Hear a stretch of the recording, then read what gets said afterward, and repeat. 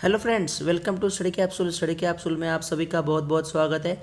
अगर आपने हमारा चैनल अभी तक सब्सक्राइब नहीं किया है तो प्लीज़ डू सब्सक्राइब इट। अगर आपको कोई भी वीडियो पसंद आए तो ज़रूर से लाइक कीजिए और शेयर भी कीजिए।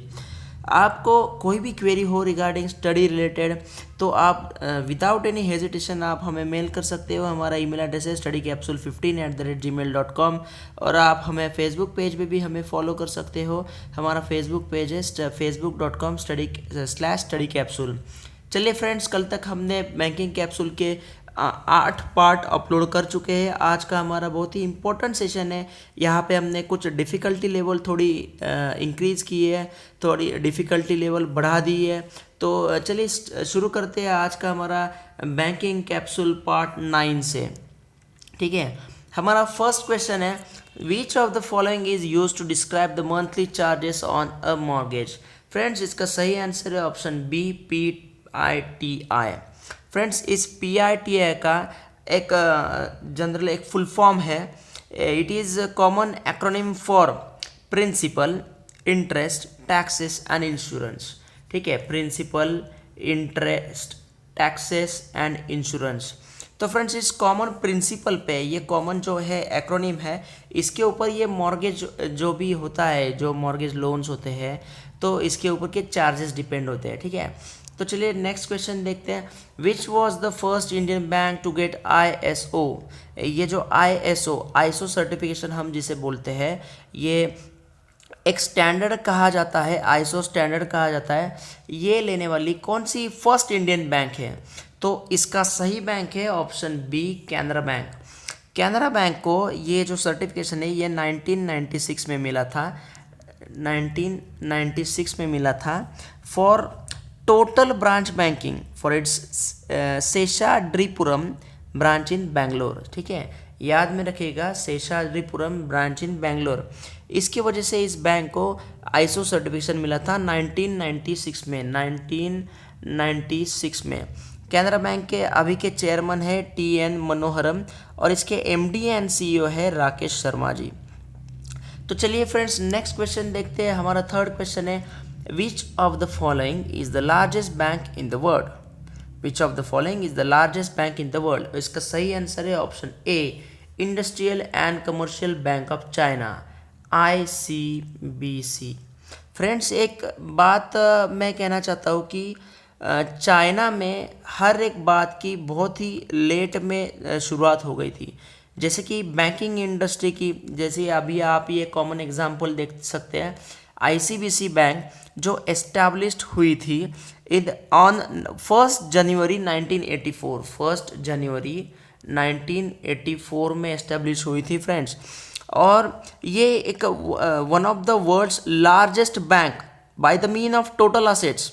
ठीक है, तो ये one of the world's largest bank है, दुनिया की सबसे बड़ी बैंक है असेट्स से रिलेटेड, मतलब इस बैंक के असेट्स सबसे ज़्यादा है। तो इस ICBC के चेयरमैन एंड एग्जीक्यूटिव डायरेक्टर है जियांग। ठीक है, ये थोड़ा सा डिफिकल्ट वर्ड है दोस्तों, लेकिन जे के नाम से आप याद में रख सकते हैं, जियांग। फ्रेंड्स, इस हर एक क्वेश्चन से रिलेटेड मैक्सिमम क्वेश्चंस को हम आपके सामने ला रहे हैं, ताकि इससे रिलेटेड कोई भी क्वेश्चन अगर आपको एग्जाम में पूछा जा सकता है तो आप ज़रूर इसका आंसर दे सकते हैं। ठीक है, और ये जो ICBC बैंक है, इसका हेड ऑफिस है बीजिंग में, चाइना में। ये एक पब्लिक सेक्टर बैंक है, पब्लिक बैंक है, तो आप इसे ज़रूर ध्यान में रखें क्योंकि ये बहुत ही इंपॉर्टेंट क्वेश्चन है इंटरनेशनल लेवल के हिसाब से। नेक्स्ट क्वेश्चन है हमारा फोर्थ क्वेश्चन है, which of the most active segment of money market in India. Friends, इसका सही आंसर है ऑप्शन ए, call money, notice money market. Friends, ये जो बाकी के ऑप्शन है ये कोई भी तरह के मार्केट नहीं है, क्योंकि सर्टिफिकेट ऑफ डिपॉजिट ये इंस्ट्रूमेंट है, commercial paper is also instrument, repo, reverse repo ये एक तरह का इंस्ट्रूमेंट है। ये just call money, notice money market is a type of money market. ठीक है, नेक्स्ट क्वेश्चन देखते हैं, fifth question, what is mean by window dressing. Friends, इसका सही आंसर है, विंडो ड्रेसिंग का सही आंसर है ऑप्शन डी। और ये विंडो ड्रेसिंग का मतलब है, it is a strategy use by mutual fund and portfolio managers near the year or quarter end to improve the appearance of the portfolio fund performance before presenting it to a client or shareholders. इसे ध्यान में रखिएगा friends. Next question देखते हैं। Bank of Rajasthan was merge with which private sector bank? Bank of Rajasthan was merge with which private bank? तो इसका सही answer है फ्रेंड्स ऑप्शन ए, आईसीआईसीआई बैंक। ये जो बैंक ऑफ राजस्थान है, जिसे हम BOR कहते थे, ये एक प्राइवेट बैंक थी और इस प्राइवेट बैंक का मर्जर हुआ 2010 में। ठीक है, 2010 में इसका मर्जर हुआ और इसके लिए, इस मर्जर के लिए आईसीआईसीआई ने 30 बिलियन रुपीज़ पेड किए थे। 30 बिलियन रुपीज़ पेड किए थे। ठीक है, तो चलिए नेक्स्ट क्वेश्चन देखते हैं। Which of the following is amount of funds borrowed by the government to meet the expenditures? इसका सही आंसर है ऑप्शन डी, फिस्कल डेफिसिट। ठीक है, फिस्कल डेफिसिट इज और it is communicated as a percentage of country's GDP. ठीक है, percentage of GDP. और इसकी कॉमन डेफिनेशन ऐसी है दोस्तों कि it refers to excess of total expenditure over total receipt.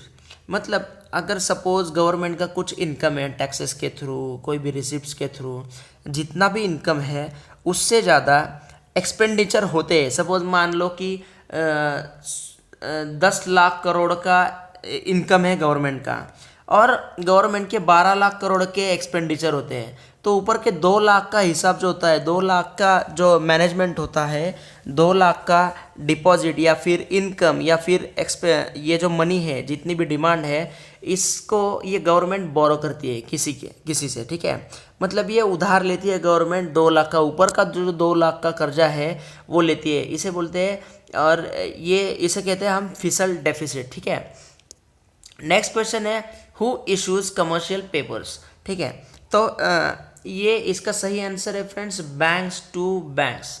ठीक है, ये जो कमर्शियल पेपर है, it is one of the instruments through which corporate raises डेब्ट फ्रॉम द मार्केट। और इसकी डेफिनेशन हम क्या ऐसे कह सकते हैं कि commercial paper is a short term unsecured promissory notes issued by companies. Companies को कोई भी अगर लोन लेना है या फिर फंड रेज करने इसकी रिक्वायरमेंट हो तो ये कमर्शियल पेपर के थ्रू करते हैं। ठीक है, नेक्स्ट क्वेश्चन है हमारा, which of the following committee recommended a separate act for securitisation and reconstruction of financial assets and enforcement of security interest act, जिसे हम सारफेसी एक्ट कहते हैं। ठीक है, सारफेसी एक्ट कहते हैं। तो ये सारफेसी एक्ट जो है, इसका रिकमेंडेशन किसने किया है? ठीक है, तो इसका ये क्वेश्चन पूछा है, तो यहाँ पे सही आंसर है ऑप्शन बी, TR अंध्याराजुना कमेटी। ठीक है, तो एक बात ऐसे भी है कि इसका एक्सप्लेनेशन हमने विकीपीडिया पे भी देख सकते हैं या फिर कोई भी ऑथराइज वेबसाइट पे देख सकते हैं कि जो नरसिम्हा कमेटी थी 1 और 2, जो 1 और 2 की कमेटी जो है नरसिम्हा कमेटी, इसके साथ में ये TR अंध्याराजुना कमेटी ने रिकमेंडेशन दिया था। बट यहाँ पे सही आंसर है इसका TR अंध्याराजुना कमेटी, तो इसे ध्यान में रखिएगा फ्रेंड्स। नेक्स्ट क्वेश्चन देखते हैं, हमारा 10th क्वेश्चन है, what percentage of priority sector lending PSL is being created for micro enterprises by March 2017?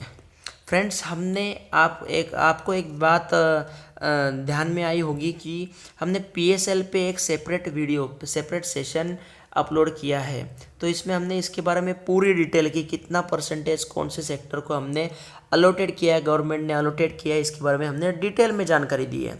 तो आप ज़रूर इस PSL का वीडियो जो है हमारा उसे ज़रूर देखिएगा। तो यहाँ पे इसका सही आंसर है ऑप्शन बी, 7.5%। PSL में, प्राइवेटरी सेक्टर लेंडिंग में, माइक्रो एंटरप्राइजेस के लिए कितना लोन अलोकेट होना चाहिए बैंकों के लिए, या फिर कितना लोन परसेंटेज अलोकेट करना चाहिए, इसके बारे में पूछा है। तो इसका सही आंसर है 7.5%। Micro enterprises 7.5%। हमारा नेक्स्ट क्वेश्चन है, what is the full form of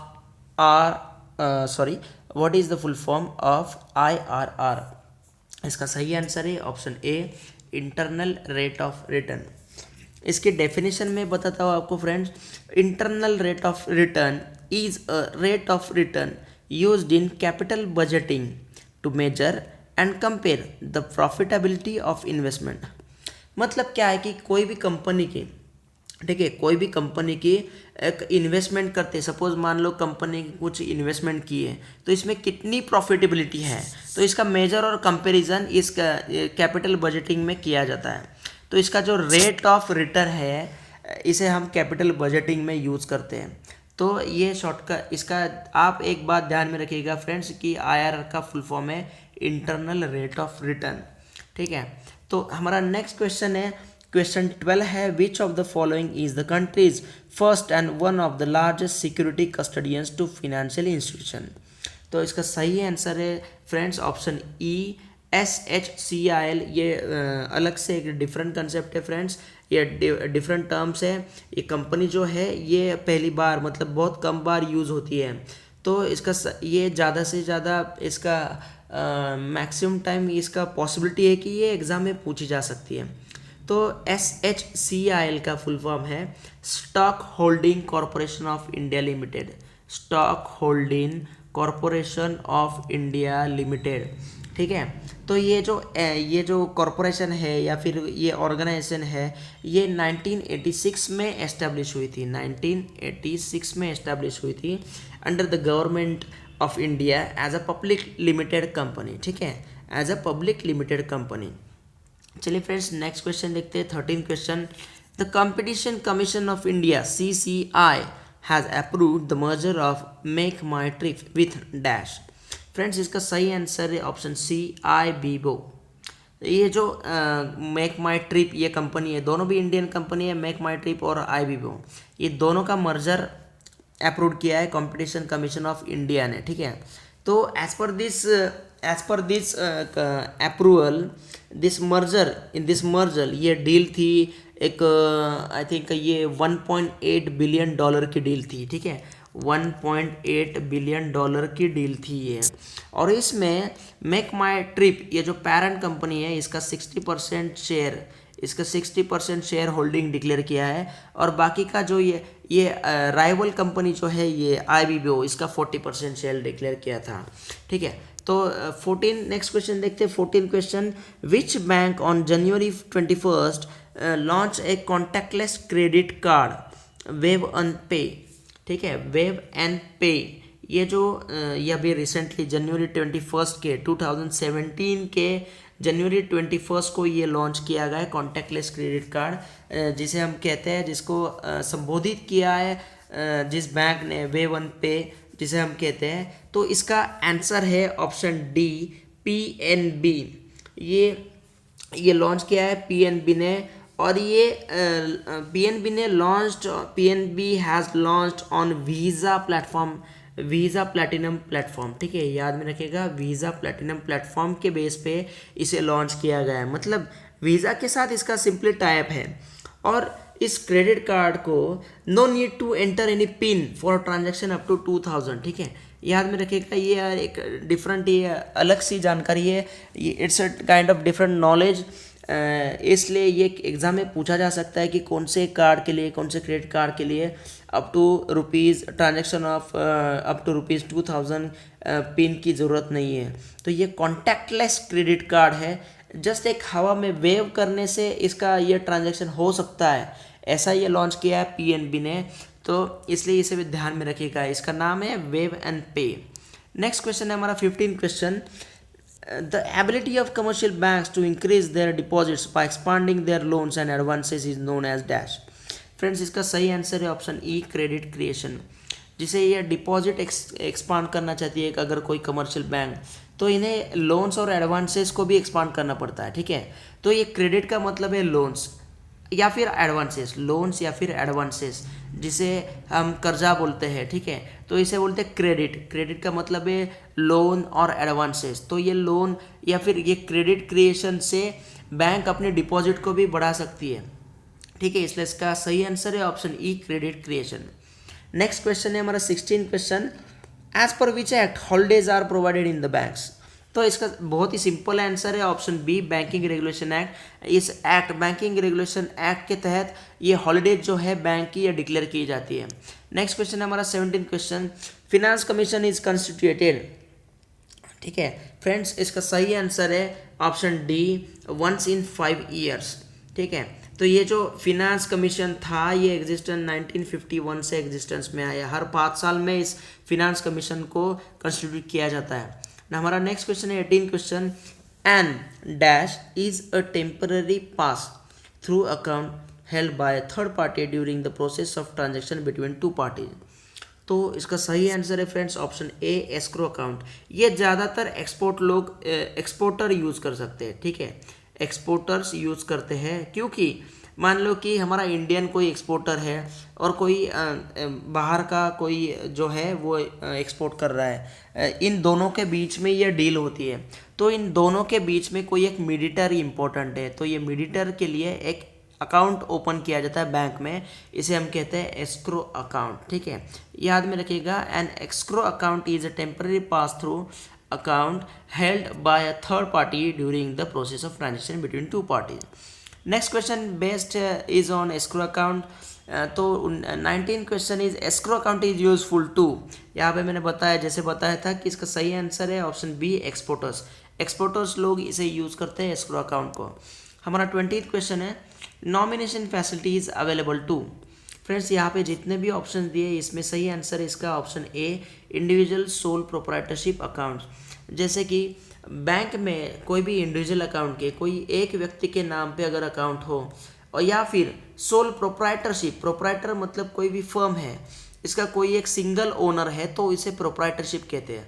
अगर कोई फर्म या फिर कोई बिजनेस के अगर 2 या उससे ज़्यादा अगर मालिक है तो वो पार्टनरशिप कहलाती है। बट सोल प्रोप्राइटरशिप मतलब कोई भी फर्म या बिजनेस का कोई भी एक ही अगर कोई मालिक होता है तो उसे हम प्रोप्राइटर कहते हैं, सोल प्रोप्राइटर।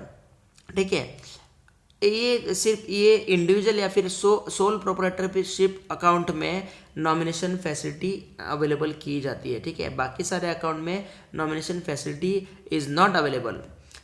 चलिए 21st क्वेश्चन देखते हैं, national income of India is estimated by which of the following. इसका सही आंसर है option C, central statistical organisation. Central statistical organisation. Friends, इसके बारे में मैं आपको जानकारी देना चाहता हूँ कि ये जो ऑर्गेनाइजेशन है it is responsible for coordination of statistical activities in India.